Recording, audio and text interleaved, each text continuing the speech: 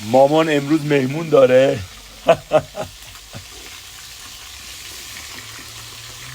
بعد داره باز از اون خورشش درست میکنه. این دفعه تغییر داده. تا چی کی مامان؟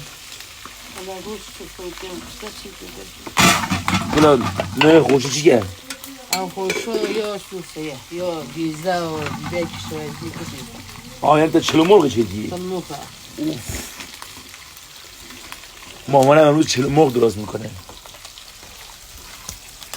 ولی خدا وکیل من نمیدونم اینا چجوری درست میکنن اینقدر غذاشون لذیذ و اصلا آدم دوست داره فقط خیلی. بعد مخصوصا خواهرم گفت اشاره کن بشه سالاد شیرازی. من خواهر من سالاد شیرازی درست کرده انگار تشت لباس ما تون بشوری. ما بدبختیم هیچی نداریم تو تست لباس داریم سالاد درست. الان مهمونم میبینم مهمون من با کلاس بگو بابا